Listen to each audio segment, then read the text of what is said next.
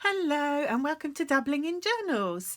And today I'm going to share my self-care journaling, which I've been doing in this beautiful little pocket-sized traveller's notebook from Meadowgate Leather. And then I'm going to share some of my memory keeping journaling, which I do in a Staology insert in this traveller's notebook from Apple Pig Leather. This is the cave art colour where he darkens around the edges. I just think it's so beautiful. Have a little charm on this one, which is a Traveller's Factory charm from Japan, and on here I have a leather tag which is just stamped with my name, Ali. So let's start with the self-care now. Oh, I just love how that lace looks. I'm going to try and make sure that in my journaling I start using more fabrics because I think they look really lovely. Now for my self-care challenge, I've been following the 30-day self-care journal challenge from passionplanner.com, and I will put the link in the description in case you're interested. And I'm on chapter 3, which is healing. So I've already done a video on gratitude, a video on self-love, and now I'm looking at healing. So this is my first page, number 16. It says revisit a time you felt most disconnected in your life.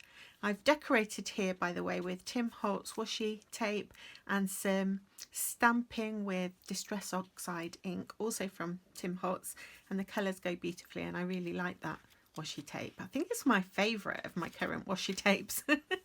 So when have I felt most disconnected in my life? Well, for me, it was my childhood when I felt most disconnected from life. I used dissociation to protect myself from trauma, which is perfectly fine, a healthy thing to do. I lived in an imaginary world, so it was a way for me to protect myself. And as I say, that's a healthy thing to do. However, now that I'm no longer experiencing trauma, I still dissociate when I don't need to, and that is not healthy.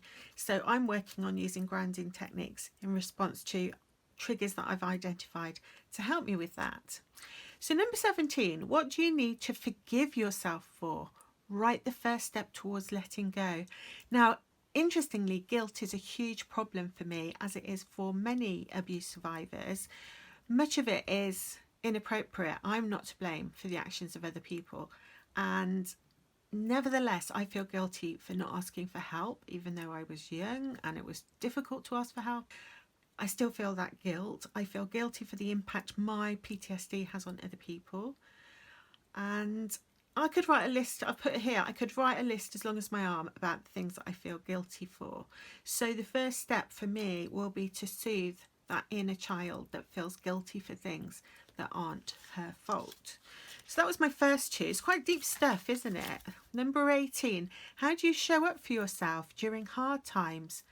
Now, this is another one of those sort of trendy self-care notions that this journaling is focusing on. But I think there is something in it, because how do you show up for yourself? I was thinking, well, what does that mean? It means making your own needs a priority, be they practical, physical, emotional, spiritual, whatever. However, I think that you need balance. You need to make sure that your needs are being met, but you shouldn't become so consumed with that you're ignoring the needs of other people. You do, in my opinion, you do need balance. Now, I should also mention that all I did on this page was distress it, used a little bit of script washi tape, and I stamped a cat and some little butterflies. So that was a nice, easy decoration. Number 19, where do you feel the most safe? Now, I personally feel the most safe if I'm hiding. If I believe no one knows where I am, then I feel safe. However, this isn't when I'm actually the most safe, because if I'm hiding and nobody knows where I am, especially if it's outside, I'm not going to be safe. So my focus needs to be on finding more appropriate ways to feel safe. For me, fear plays an irrationally large role in my life. So recognising that is my first step. Number 20, what makes you guarded? What do you need in order to trust again? Well, obviously, past experience is what makes me guarded. I'm not sure that this is a bad thing. It is important to be careful. Trust has to be earned, not freely given, in my view. I do trust my loved ones, but they've earned that. They've been there for me, and that's why I trust them. So for me, the biggest trust problem is actually with medical professionals and therapists. I don't trust them at all, so that's something I need to work on. And I've stamped some little elephants here, which are really cute, but I smudged them. So again, I'm using just some washi tape and stamping. In fact, I think that's what I've done on every page this week. Yeah, washi tape and stamping, just to do simple decorations. And I've added a tip in here. And this is a classic card. I really love those. So number 21, what moment did you realise that you healed from something that once hurt you? Now, I wasn't sure if I've had those moments. I feel very much that I haven't healed yet, although I have. I mean, I guess if I really think about it, I'd be able to think of some ways in which I've healed, and certainly my partner would help me with that. But I started by thinking, what does it mean to heal? Are you aiming to be good as new, or simply becoming able to cope with scars? I was thinking about the fact that if you break your leg, yes, over time and with medical help, it will heal, but the fracture will always be visible in the bone. So it's unrealistic, I think, to think that you can ever make yourself as good as new as if the trauma or whatever has hurt you hadn't happened. What you need to do is ensure that those sort of scars, psychological scars, just become a smaller part of your life, of the whole narrative of your life. So I was thinking about how to work out whether or not you're healing. Because if I want to think about whether or not I've healed, I need criteria for determining whether or not I've healed. So that's what I've put on my little tip in. If I become better at naming my feelings, that's a sign of healing. If I don't automatically blame myself when things go wrong, because it's not always my fault, then that's a sign of healing. Being less sensitive to rejection or slights is a sign of healing. Recognizing, labeling and dismantling triggers is a sign of healing. And that is one aspect that I think I have been working on, but I haven't thought about these others. Making sure that you respect boundaries and set your own boundaries, because they're important. You take pride in what you handle well and cope with what you botch. I like that one. So yes, feeling proud of yourself when you do well, focusing on the positive things, not always just the negative things. You're going to botch some things, you're going to do some things well, but be proud of the things you do well. Getting to a point where you no longer feel ashamed, is an important one for any kind of abuse or trauma survivor. Being able to set personal goals, well, that's something I'm working on. And then managing your emotions with skill. Can I manage my emotions with skill? Not yet. Sometimes not. So I've got there a nice long list of criteria that I can use to determine whether I'm healing when I'm starting to journal in more depth about some of these issues. So I think that's going to be really useful for me. Really pleased with that. And if I hadn't done this journal challenge, I wouldn't have come up with that. So it's been really worth it for me. And then the last day, day 22, what are you still holding on to that no longer serves you? And all I've done is list the kinds of things that I might be holding on to that no longer serve me.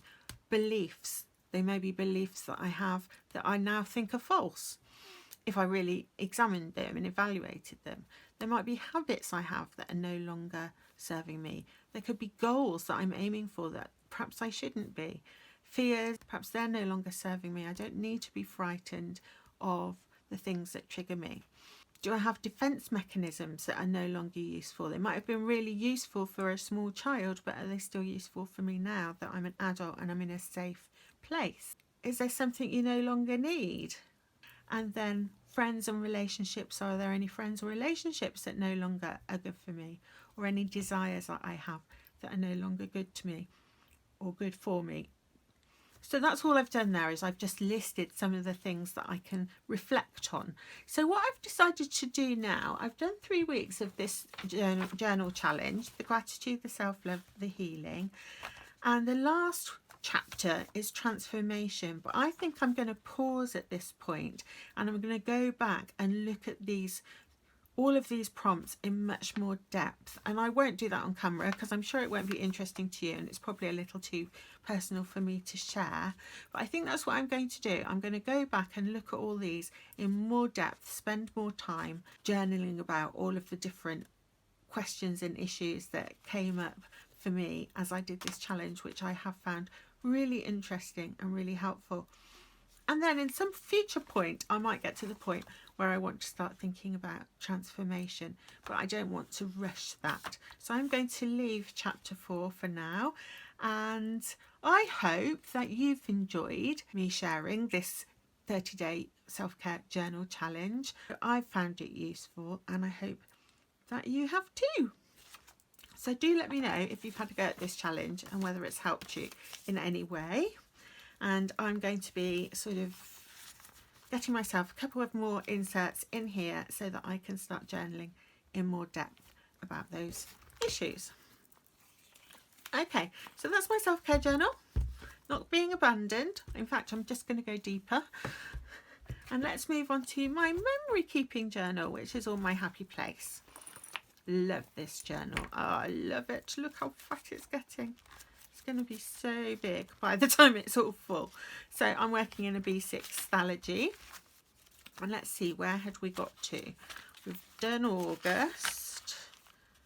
And I shared that. I remember sharing that. I think that might be where I got up to. So yes, so that was when my sister broke her elbow, bless her, and she suffered a lot of pain, but it is healing. It's not healed, but it is healing.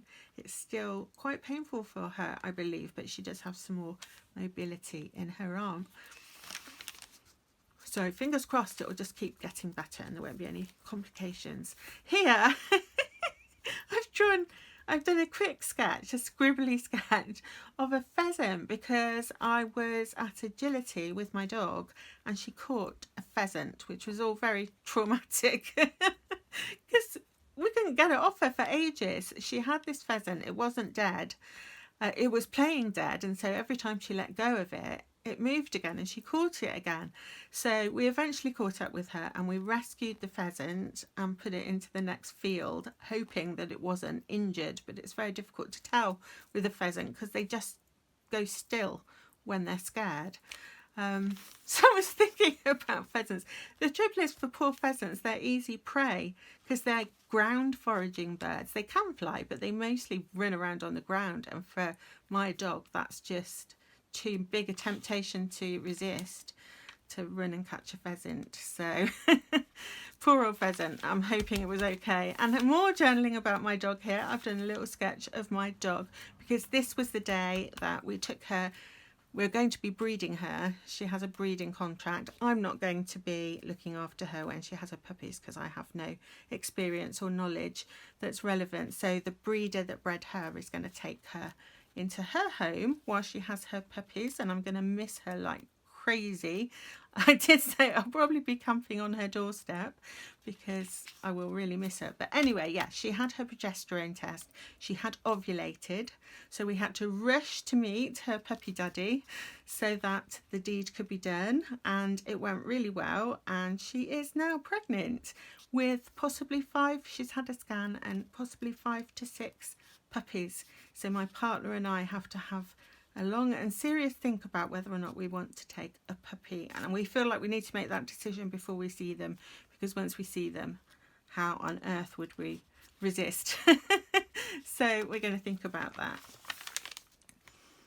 And here I went out with my daughter and granddaughters to see my daughter's friend, who I think of as my adopted daughter, to tell her the wonderful news that my daughter is pregnant as well. So I've got a pregnant dog and a pregnant daughter at the moment, though unfortunately for my daughter, her pregnancy is 9 months, not 9 weeks. And here we have a little scan picture of baby, and wonderful news was everything looks well. Baby looks healthy, is growing nicely, and I really can't wait. And I know my daughter's desperate to find out whether it's going to be a boy or a girl. She has twin girls who are 10 at the moment, so this baby's going to have 3 mummies looking after them. Oh, it's so exciting. I can't wait. And here I was journaling about my granddaughters because they came for a sleepover, and there's a picture of them there. We were making little tiny charms out of clay, which was all coloured clay that you can make into different things, and then you cook it in the oven and it goes hard. And they were making things like little macaroons and little clouds and little animals, and they had a fun time with that. That was really good. We played lots of board games, and we had a takeaway, which was a big treat, and we watched a film, and they slept really well, no problems. And it was so much fun because we haven't done that for so long because of COVID. So we really enjoyed ourselves. And here I was celebrating my happy mail, my lovely happy mail from Suzanne. And I've just kept the card that she wrote for me in my journal with, I've put a little sticker and added washi tape, and I've journaled about the happy mail, my experience of opening it. And I've also on this page put in a little note that came with the happy mail that my sister gifted to me. And I really love that sticker of that leaf, which I thought went really well with this design of page.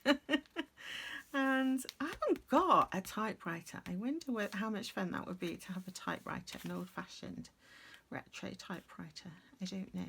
Anyway, I digress. Here I was journaling about the fact that my lovely sister and her husband gifted me a table. They were buying some new furniture, and they had this table which is beautiful. It's an oak table. It's got carving around the edges. It's very rustic, so it looks lovely in my home. And it also opens up so that you can add extra bits to the table. Don't know what you call it, extra leaves to the table to make a bigger table. So if I've got lots of people around for a meal, I can make the table bigger, which would be really nice. So I was very grateful. They're so generous to gift it to me.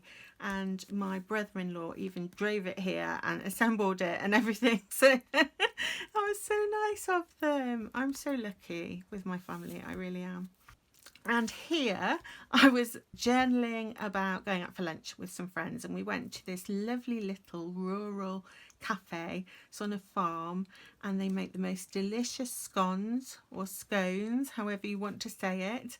And they do this like stack. I've just done a watercolour sketch here to indicate the stack of, you have the stack of scones, and they're savoury ones, these ones, so cheese scones, which are absolutely delicious, and they put different fillings inside, and all of the fillings are delicious, so it's really hard to choose when you're there as to which one you want. But yeah, really, really nice, and a lovely time with my friends catching up. And that's how far I am in my memory keeping journal. I need to set up September, so I'm behind. I shall perhaps do that this afternoon, is my September page and catching up with some of the bits that I haven't journaled about yet. So thank you so much for watching and sharing with me, and I will see you again very soon.